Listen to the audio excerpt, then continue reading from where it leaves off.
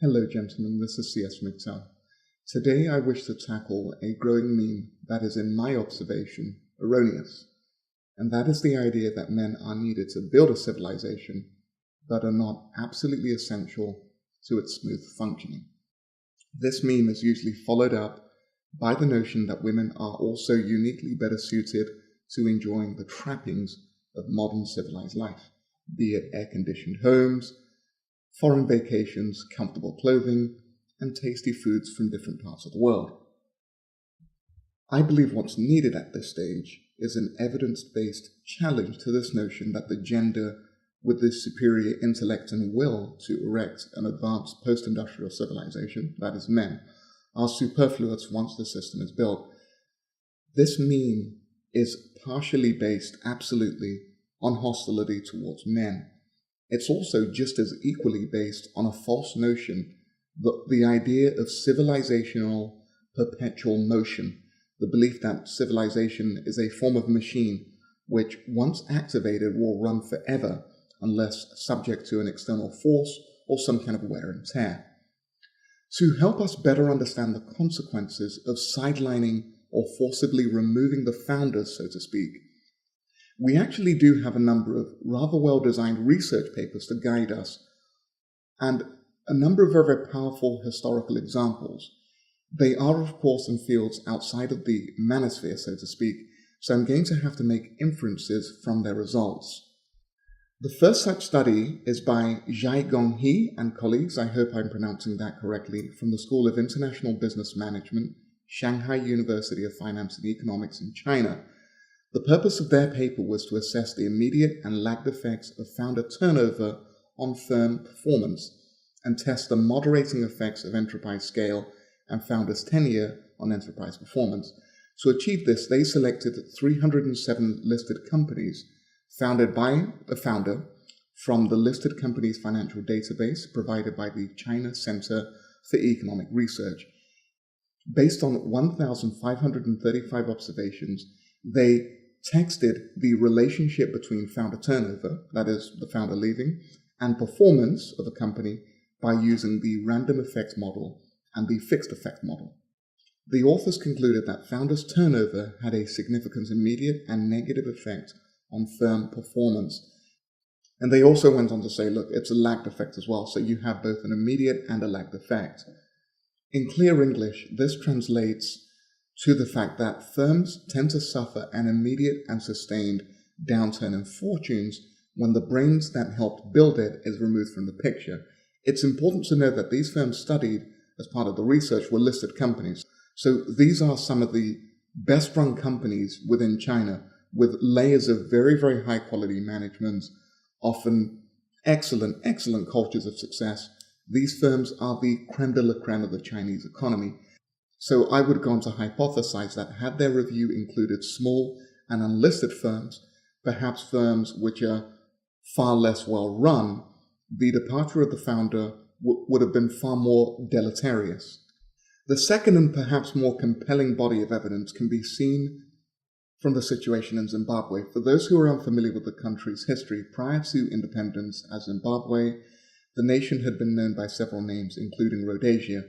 To correct what he believes to be a historical wrong, that is the settling of Europeans in the country, the president, Robert Mugabe, opted for a policy of land reform, which involved removing the landowners who were mostly of European descent and giving the lands to persons of Zimbabwean descent who also happened to support him politically, I should add. So the 1992 Land Acquisition Act was enacted to speed up the land reform process. So the act empowered the government to buy land compulsorily for redistribution, and a fair compensation was to be paid for the land acquired. So what this actually meant in practice was that the experienced landowners, who were actually very, very competent farmers, were forcibly removed from farms because they often, of course, had no desire to sell at any price. So the land was redistributed to politically connected persons who often had little knowledge of farming and even less desire to actually run a commercial farm. So here we have a very, very clear case of the founders, so to speak, being asked to move on. so that other less experienced persons might take over the reins. And again, I think it's important to say, look, I'm not making a value judgment here. I have no interest whatsoever in the political situation in Zimbabwe. It's a very, very complex matter. I can actually understand both the grievances of the farmers, the European settlers there, the government, and the people of Zimbabwe. It's a very, very complex issue. And it's not a black and white issue. What I'm here to do is to very, very simply describe the results of these policies, which you're now actually seeing on screen. So this graph and the others I'm going to be using are courtesy of the Mike Campbell Foundation. So Zimbabwe had enjoyed year-on-year growth leading up to 1992, the year where forced land redistribution started. So historically, over the time on this graph, you'll notice the 1 or 2% dip in GDP growth, and then you'll notice the 5% drop in growth in the year of the forced removal of farmers from the land. You will of course notice that after a few years, a contraction in their economy became the norm. They experienced negative year-on-year growth because they removed the persons most able to run the farms, the persons with the experience. Incorrectly, the Zimbabwean government believed that experience, technical know-how, and desire don't count when it comes to running farms. They were proven wrong.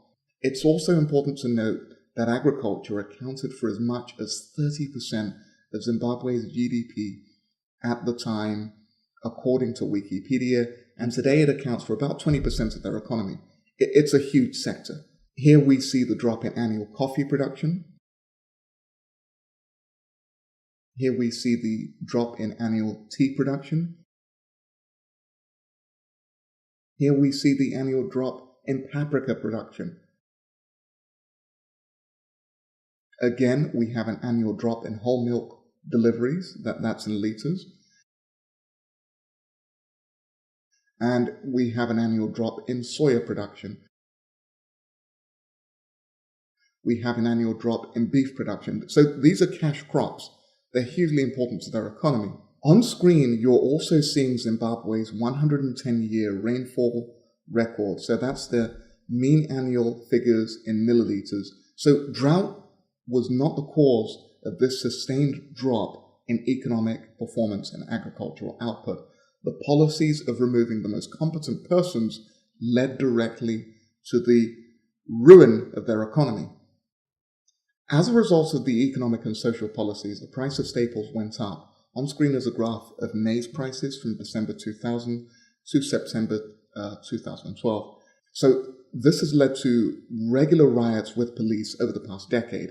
In Zimbabwe, official inflation has soared to more than 300%. Unemployment is estimated at 70%, and the black market in fuel and food, where inflation is about 600%, is actually thriving. So much that the president of Zimbabwe has requested that the white Europeans who were expelled from their farms return to the country. An article in Quartz Africa states, the country that was once dubbed the breadbasket of the region has suffered an estimated $12 billion in lost agricultural production since land occupations took place, and has had to rely on donor handouts and food imports from neighboring countries. At least 1.8 million tons of the staple grain maize is required annually to feed the nation. Zimbabwe's transformation from an exporter to an importer of food is blamed by some analysts on the land reform program, which saw white farmers lose farms to landless blacks who were said to lack the skills to farm or the capital, which is of course accurate because they weren't experienced farmers. And often they didn't have the money to buy the machinery. Again, look, I'm not making a value judgment here. I think there are legitimate grievances on both sides of the discussion here. Agriculture used to contribute some 40% of the country's foreign currency earnings through exports. It didn't help that Zimbabwe's government had no land distribution system in place, which made the aftermath a free-for-all. Politicians, senior members of the security forces, judges, civil servants and war veterans picked up their share. Most of them had no prior farming experience or capital. Today, fewer than 300 white farms remain on portions of their original land holdings in Zimbabwe, and many of the seized farms lie fallow, prompting the slow changes in attitude and policy. The chaos has had adverse effects on the economy, food production and civil rights. One of Africa's previously strongest economies shrank to half the size it had been in 1980. Soon, record hyperinflation would render supermarket shelves bare and the national currency worthless. 10% of the population fled to neighboring countries in penury, hunger, and fear. So I think it's important to say, look, there are likely severe negative consequences of this sustained societal effort to bar men from jobs, economic policies where money is spent to educate, house, protect, and serve mainly women at the expense of men. More men will leave voluntarily due to the outright misandry suffered, or be excluded involuntarily because they've been replaced by affirmative action gender hires, suicides, homelessness, or joblessness. So my message to these dolts who say that men are no longer necessary: should we all leave, you will never enjoy the benefits of an advanced industrial civilization again. Prepare to forage for roots in the forest for your sustenance. You seem determined to learn the hard way that we, men, are the one piece in the human condition that is essential. Since we have no way to prevent your chaos, and most men are unaware of your hatred towards them, we will sit back and watch the consequences of your hatred manifest. Thank you very, very much. This is CS.